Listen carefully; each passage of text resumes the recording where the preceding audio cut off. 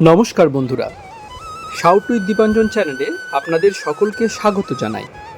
আপনারা শুনছেন শ্রীমকথিত শ্রী শ্রী রামকৃষ্ণ কথামৃত ৪২তম পর্ব নিয়ে আপনাদের কাছে চলে এসেছি। চলুন আজকের পর্বটি শুরু করা যাক। নবম খণ্ড, শ্রীরামকৃষ্ণ দক্ষিণেশ্বরে পণ্ডিত শশধরাদি ভক্ত সঙ্গে। প্রথম পরিচ্ছেদ, কালী ব্রহ্ম। ব্রহ্ম ও শক্তি অভেদ। শ্রীরামকৃষ্ণ ভক্ত সঙ্গে তার সেই পূর্ব পরিচিত ঘরে মেঝেতে বসিয়া আছেন। কাছে পণ্ডিত শশধর। মেঝেতে মাদুর পাতা, তাহার উপর ঠাকুর, পণ্ডিত শশধর এবং কয়েকটি ভক্ত বসিয়া আছেন। কতকগুলি ভক্ত মাটির উপরেই বসিয়া আছেন। সুরেন্দ্র, বাবুরাম, মাস্টার, হরিশ, লাটু, হাজরা, মণিমল্লিক প্রভৃতি ভক্তেরা উপস্থিত আছেন। ঠাকুর পণ্ডিত পদ্মলোচনের কথা কহিতেছেন। পদ্মলোচন বর্ধমান রাজার সভা পণ্ডিত ছিলেন। বেলা অপরাহ্ন প্রায় 4টা। আজ সোমবার 30শে জুন 1884 খ্রিস্টাব্দ। 6 দিন হইল শ্রী শ্রী রথযাত্রার দিবসে পণ্ডিত শশধরের সহিত ঠাকুরের কলিকাতায় দেখা ও আলাপ হইয়াছিল। আজ আবার পণ্ডিত আসিয়াছেন, সঙ্গে শ্রীযুক্ত ভূধর চট্টোপাধ্যায় ও তার জ্যেষ্ঠ সহোদর। কলিকাতায় তাহাদের বাড়িতে পণ্ডিত শশধর আছেন। পণ্ডিত জ্ঞান মার্গের পন্থী। ঠাকুর তাহাকে বুঝাইতেছেন, যাহারি নিত্য তাহারি লীলা। যিনি অখণ্ড সচ্চিদানন্দ, তিনি লীলার জন্য নানা রূপ ধরিয়াছেন। ঈশ্বরের কথা বলিতে বলিতে ঠাকুর বেহুশ হইতেছেন, ভাবে মাতোয়ারা হইয়া কথা কহিতেছেন। পণ্ডিতকে বলিতেছেন, বাপু, ব্রহ্ম অটল, অচল, সুমেরুবৎ, কিন্তু অচল যার আছে তার চলও আছে। ঠাকুর প্রেমানন্দে মত্ত হইয়াছেন। সেই গন্ধর্ব বিনিন্দিত কণ্ঠে গান গাহিতেছেন। গানের পর গান গাহিতেছেন। কে জানে কালী কেমন, স্বরদর্শনে না পায় দর্শন। দ্বিতীয় ভাগ, 20 খণ্ড, দ্বিতীয় পরিচ্ছেদ। মা কি এমনি মায়ের মেয়ে, যার নাম জপিয়ে মহেশ বাঁচেন হলাহল খাইয়ে। সৃষ্টি স্থিতি প্রলয় যার কটাক্ষে হেরিয়ে। সে যে অনন্ত ব্রহ্মাণ্ড রাখে উদরে পুরিয়ে। যে চরণে শরণ লয়ে দেবতা বাঁচেন দায়ে। দেবের দেব মহাদেব যার চরণে লুটায়ে। গান। মা কি শুধুই শিবের সতী, যারে কালের কাল করে প্রণতি। ন্যাংটা বেশে শত্রু নাশে মহাকাল হৃদয়ে স্থিতি। বল দেখি মন সেবা কেমন, নাথের বুকে মারে লাথি। প্রসাদ বলে মায়ের লীলা, সকলই যেন ডাকাতি। সাবধানে মন করো যতন, হবে তোমার শুদ্ধমতি। গান। আমি সুরা পান করি না, সুধা খাই জয় কালী বলে। মন মাতালে মাতাল করে, মদ মাতালে মাতাল বলে। গুরুদত্ত বীজ লয়ে প্রবৃত্তি তাই মশলা দিয়ে। জ্ঞান সুঁড়িতে চোঁয়াই ভাঁটি, পান করে মোর মন মাতালে। মূল মন্ত্র যন্ত্র ভরা, শোধন করি বলে তারা। প্রসাদ বলে এমন সুরা, খেলে চতুর্বর্গ মিলে। গান। শ্যামা ধন কি সবাই পায়, অবোধ মন বোঝে না একই দায়। শিবেরই অসাধ্য সাধন, মন মজানো রাঙা পায়। ঠাকুরের ভাবাবস্থা একটু কম পড়িয়াছে। তাহার গান থামিল। একটু চুপ করিয়া আছেন। ছোট খাটটিতে গিয়া বসিয়াছেন। পণ্ডিত গান শুনিয়া মোহিত হইয়াছেন। তিনি অতি বিনীতভাবে ঠাকুরকে বলিতেছেন, আবার গান হবে কি? ঠাকুর একটু পরেই আবার গান গাহিতেছেন। শ্যামাপদ আকাশেতে মন ঘুড়িখানা উড়তেছিল। কলুষের কুবাতাস পেয়ে গোপ্তা খেয়ে পড়ে গেল। গান। এবার আমি ভালো ভেবেছি, ভালো ভাবির কাছে ভাব শিখেছি। যে দেশে রজনী নাই, সেই দেশের এক লোক পেয়েছি। আমি কিবা দিবা কিবা সন্ধ্যা সন্ধ্যারে বন্ধা করেছি। গান। অভয় পদে প্রাণ সপেছি, আমি আর কি যমের ভয় রেখেছি। কালী নাম মহামন্ত্র, আত্মশির শিখায় বেঁধেছি। আমি দেহ বেচে ভাবের হাটে শ্রী দুর্গা নাম কিনে এনেছি। দুর্গা নাম কিনে এনেছি, এই কথা শুনিয়া পণ্ডিত অশ্রুবাড়ি বিসর্জন করিতেছেন।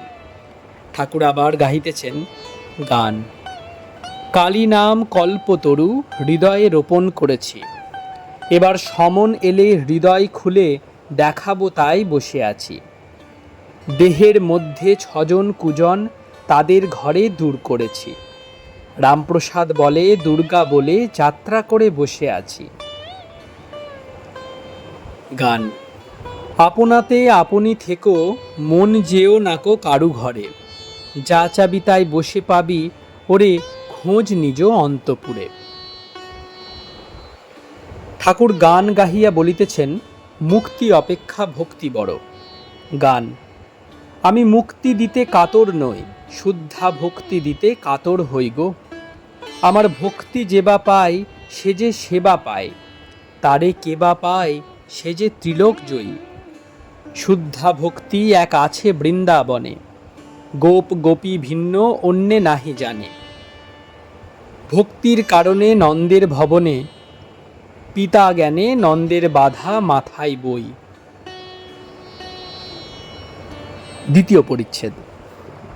শাস্ত্র পাঠ ও পাণ্ডিত্য মিথ্যা, তপস্যা চাই। বিজ্ঞানী। পণ্ডিত বেদাদি শাস্ত্র পড়িয়াছেন ও জ্ঞান চর্চা করেন। ঠাকুর ছোট খাটটিতে বসিয়া তাহাকে দেখিতেছেন ও গল্পচ্ছলে নানা উপদেশ দিতেছেন। শ্রীরামকৃষ্ণ পণ্ডিতের প্রতি। বেদাদি অনেক শাস্ত্র আছে, কিন্তু সাধন না করলে, তপস্যা না করলে ঈশ্বরকে পাওয়া যায় না।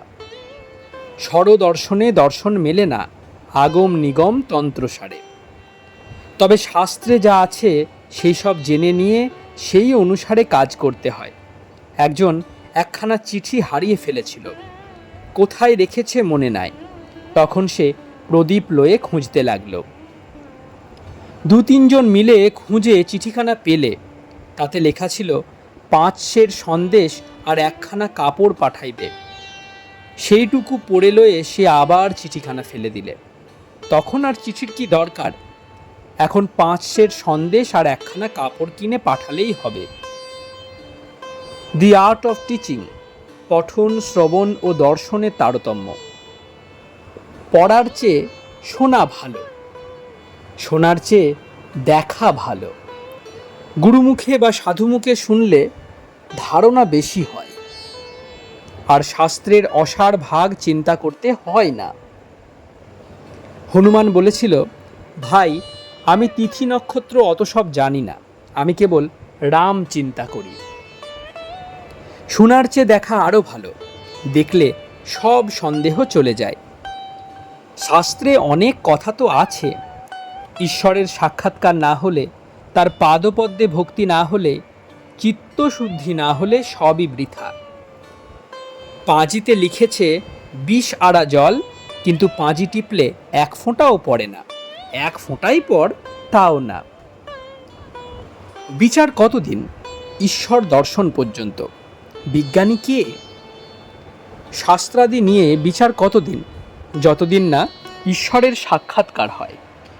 ভ্রমর গুনগুন করে কতক্ষণ? যতক্ষণ ফুলে না বসে। ফুলে বসে মধুপান করতে আরম্ভ করলে আর শব্দ নাই। তবে একটি আছে, ঈশ্বরকে দর্শনের পরও কথা চলতে পারে। সে কথা কেবল ঈশ্বরেরই আনন্দের কথা, যেমন মাতালের জয়কালী বলা। আর ভ্রমর ফুলে বসে মধুপান করার পর আধো আধো স্বরে গুনগুন করে। বিজ্ঞানীর নাম করিয়া ঠাকুর বুঝি নিজের অবস্থা ইঙ্গিতে বলিতেছেন। জ্ঞানী নেতি নেতি বিচার করে। এই বিচার করতে করতে যেখানে আনন্দ পায় সেই ব্রহ্ম। জ্ঞানীর স্বভাব কি রূপ? জ্ঞানী আইন অনুসারে চলে। আমায় চাণকে নিয়ে গিয়েছিল, সেখানে কতকগুলি সাধু দেখলাম। তারা কেউ কেউ সেলাই করছিল, সকলের হাস্য। আমার যাওয়াতে সে সব ফেললে, তারপর পায়ের উপর পা দিয়ে বসে আমাদের সঙ্গে কথা কইতে লাগলো, সকলের হাস্য। কিন্তু ঈশ্বরীয় কথা জিজ্ঞাসা না করলে জ্ঞানীরা সেসব কথা কয় না। আগে জিজ্ঞাসা করবে, এখন তুমি কেমন আছো? ক্যাসা হ্যায়, বাড়ির সব কেমন আছে। কিন্তু বিজ্ঞানীর স্বভাব আলাদা। তার এলানো স্বভাব, হয়তো কাপড়খানা আলগা কি বগলের ভিতর ছেলেদের মতো। ঈশ্বর আছেন এইটি জেনেছে, এর নাম জ্ঞানী। কাঠে নিশ্চিত আগুন আছে যে জেনেছে, সেই জ্ঞানী। কিন্তু কাঠ জেলে রাঁধা খাওয়া হেউ ঢেউ হয়ে যাওয়া যার হয়, তার নাম বিজ্ঞানী। কিন্তু বিজ্ঞানীর অষ্টপাশ খুলে যায়, কাম ক্রোধাদির আকার মাত্র থাকে। পণ্ডিত ভিদ্যতে হৃদয় গ্রন্থি ছিদ্যন্তে সর্বসংশয়া। পূর্বকথা, কৃষ্ণ কিশোরের বাড়ি গমন, ঠাকুরের বিজ্ঞানীর অবস্থা। শ্রীরামকৃষ্ণ: হ্যাঁ, একখানা জাহাজ সমুদ্র দিয়ে যাচ্ছিল। হঠাৎ তার যত লোহালক্কর, পেরেক, স্ক্রু উপড়ে যেতে লাগলো। কাছে চুম্বকের পাহাড় ছিল, তাই সব লোহা আলগা হয়ে উপড়ে যেতে লাগলো। আমি কৃষ্ণ কিশোরের বাড়ি যেতাম, একদিন গিয়েছি। সে বললে, তুমি পান খাও কেন? আমি বললাম, খুশি পান খাবো, আরশিতে মুখ দেখব, হাজার মেয়ের ভিতর ন্যাংটো হয়ে নাচব। কৃষ্ণ কিশোরের পরিবার তাকে বকতে লাগলো, বললে, তুমি কারে কি বলো, রামকৃষ্ণকে কি বলছো? এই অবস্থা হলে কাম ক্রোধাদি দগ্ধ হয়ে যায়, শরীরের কিচ্ছু হয় না। অন্য লোকের শরীরের মতো দেখতে সব, কিন্তু ভিতর ফাঁক আর নির্মল। ভক্ত: ঈশ্বর দর্শনের পরও শরীর থাকে? শ্রীরামকৃষ্ণ: কারু কারু কিছু কর্মের জন্য থাকে, লোক শিক্ষার জন্য। গঙ্গা স্নানে পাপ যায় আর মুক্তি হয়, কিন্তু চক্ষু অন্ধ যায় না। তবে পাপের জন্য যে কয় জন্ম কর্মভোগ করতে হয়, সে কয় জন্ম আর হয় না। যে পাক দিয়েছে সেই পাকটাই কেবল ঘুরে যাবে, বাকিগুলো আর হবে না। কাম ক্রোধাদি সব দগ্ধ হয়ে যায়, তবে শরীরটা থাকে কিছু কর্মের জন্য। পণ্ডিত: ওকেই সংস্কার বলে।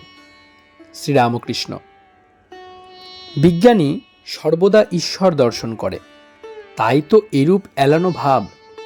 চক্ষু চেয়েও দর্শন করে, কখনো নিত্য হতে লীলাতে থাকে, কখনো লীলা হতে নিত্যতে যায়। পণ্ডিত: এটি বুঝলাম না।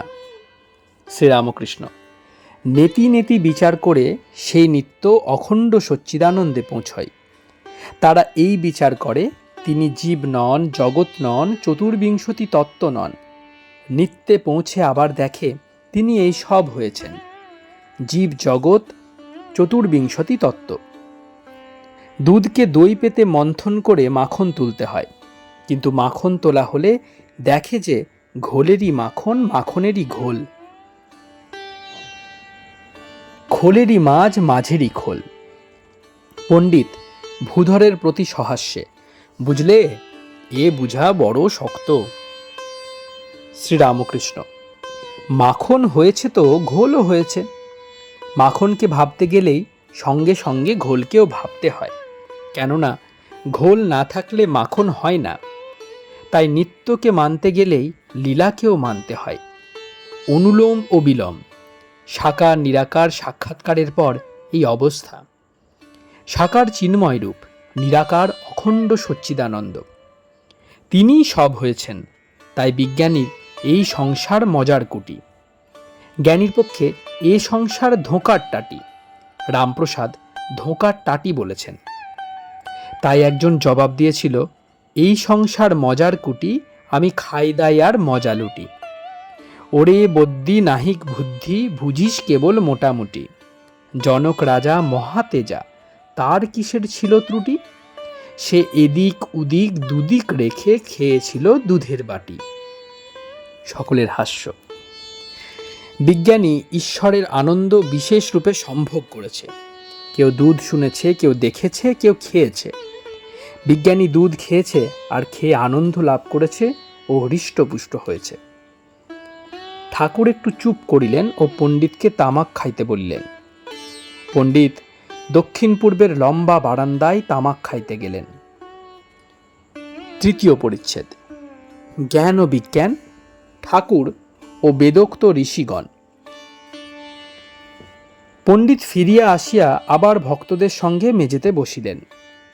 ঠাকুর ছোট খাটটিতে বসিয়া আবার কথা কহিতেছেন। শ্রীরামকৃষ্ণ পণ্ডিতের প্রতি, তোমাকে এইটে বলি, আনন্দ তিন প্রকার, বিষয়ানন্দ, ভজনানন্দ ও ব্রহ্মানন্দ। যা সর্বদাই নিয়ে আছে কামিনী কাঞ্চনের আনন্দ, তার নাম বিষয়ানন্দ।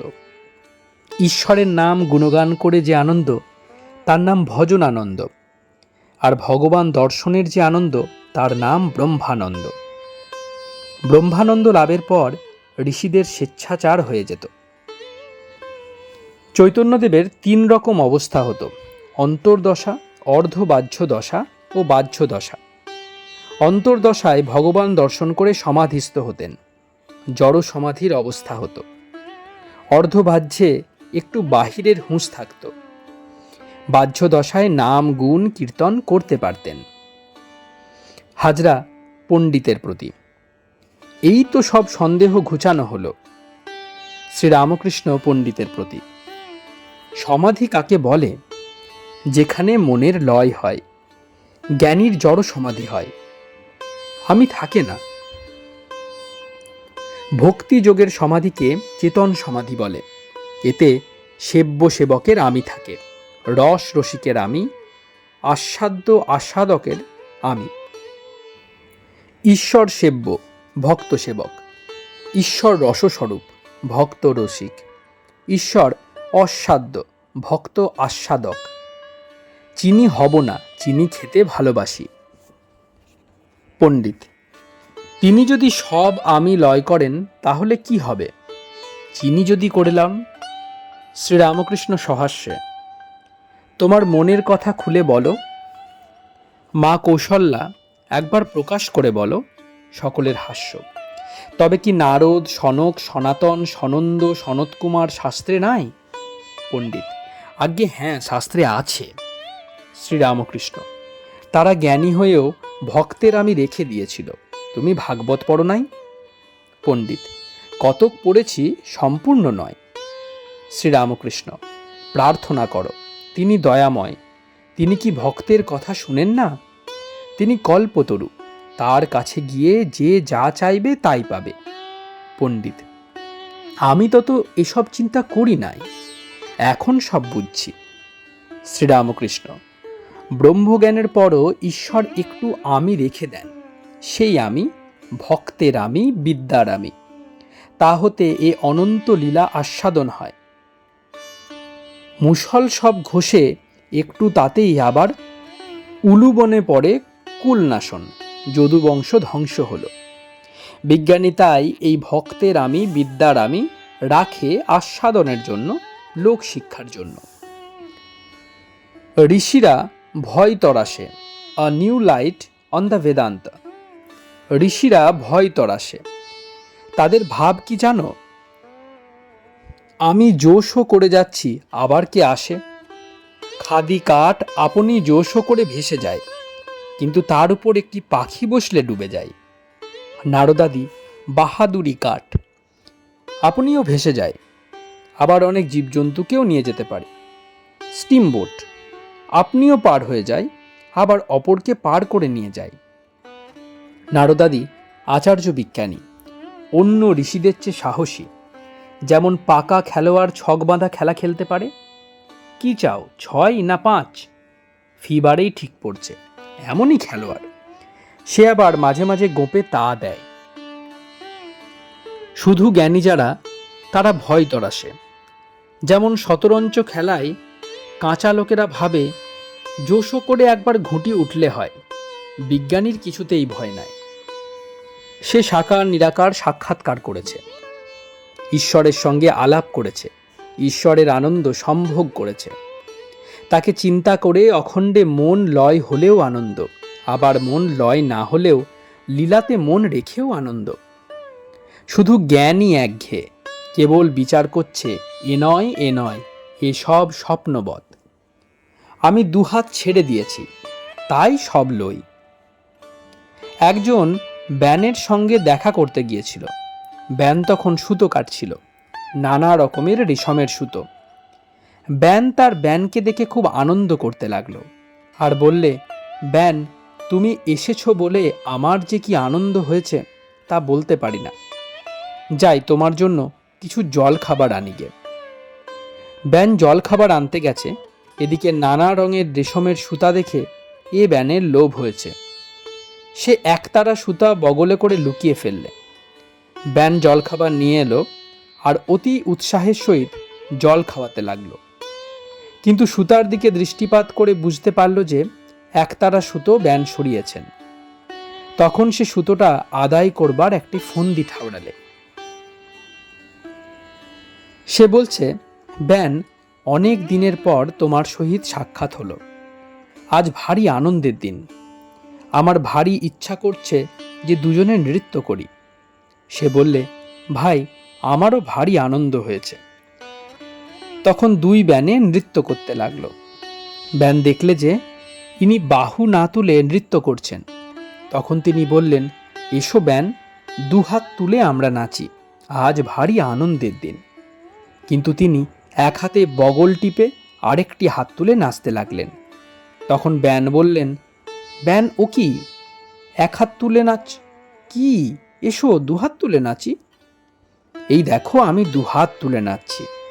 কিন্তু তিনি বগল টিপে হেসে হেসে এক হাত তুলেই নাচতে লাগলেন আর বললেন, যে যেমন জানে ব্যান, আমি বগলে হাত দিয়ে টিপি না, আমি দুহাত ছেড়ে দিয়েছি।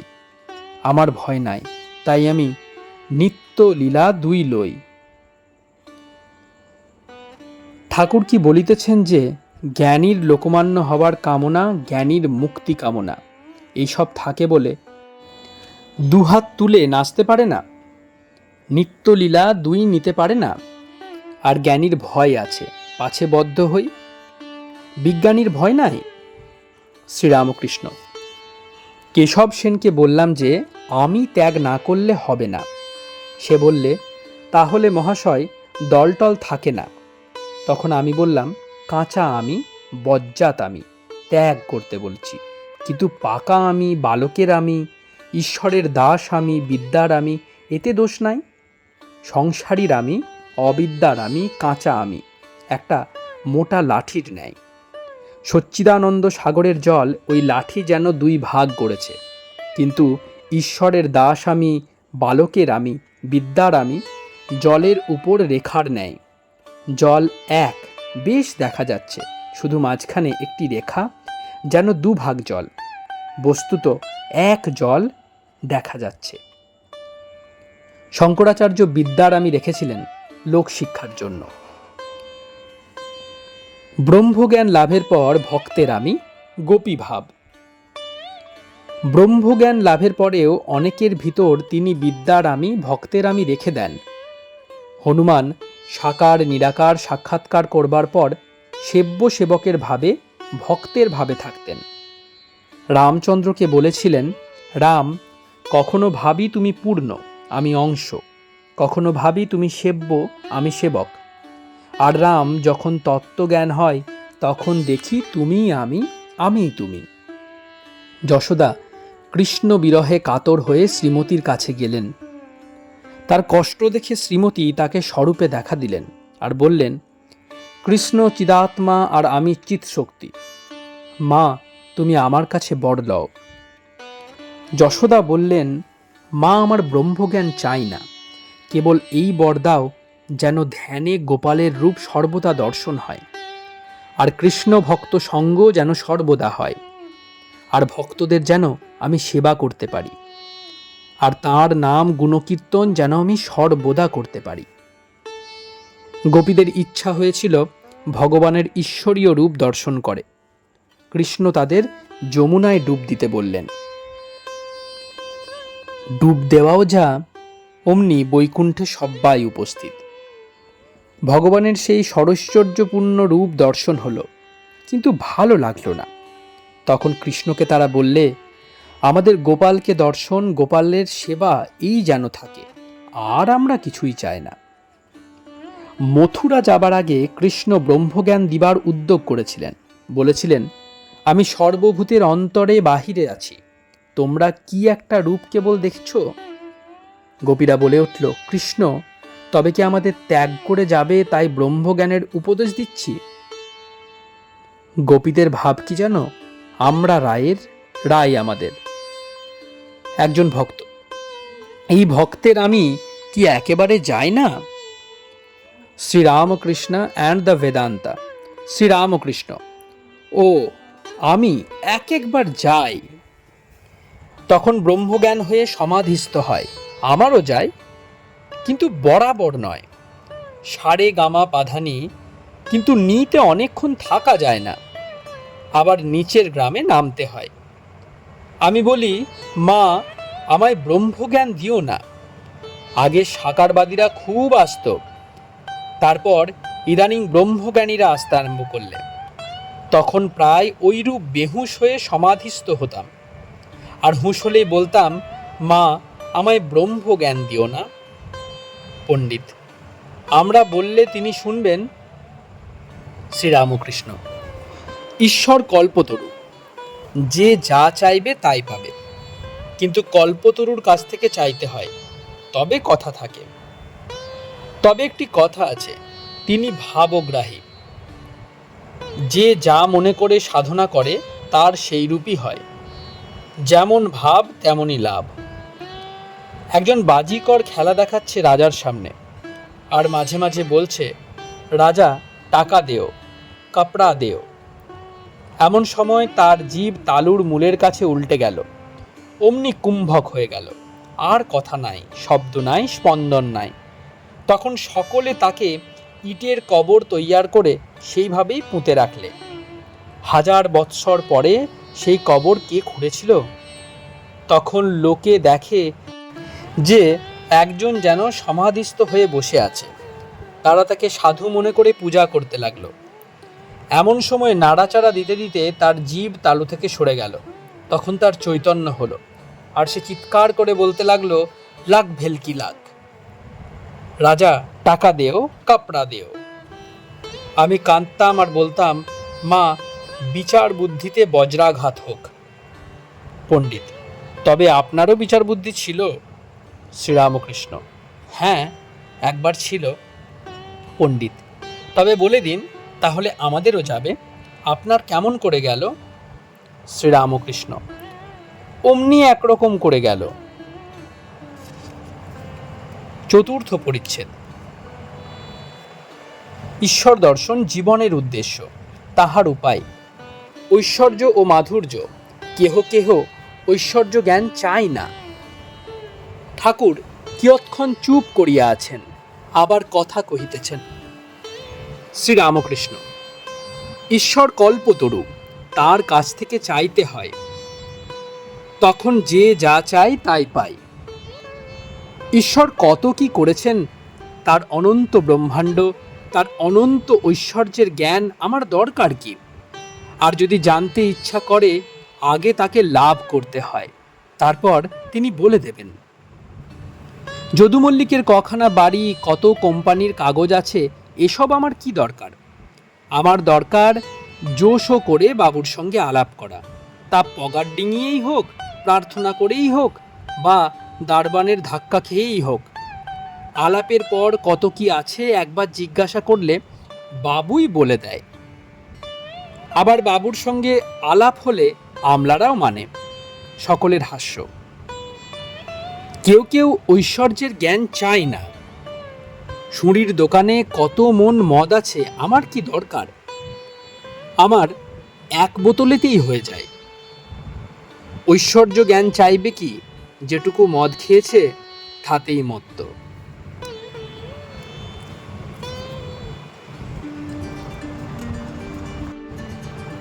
আপনারা শুনছেন শ্রীম কথিত শ্রী শ্রী রামকৃষ্ণ কথামৃত। 42তম পর্বটি আজ আপনাদের কাছে পরিবেশন করলাম। প্রতিদিনের মতো আজকেও প্রণাম করার মাধ্যমে এই পর্বটি শেষ করব। চলুন সকলে মিলে প্রণাম করা যাক।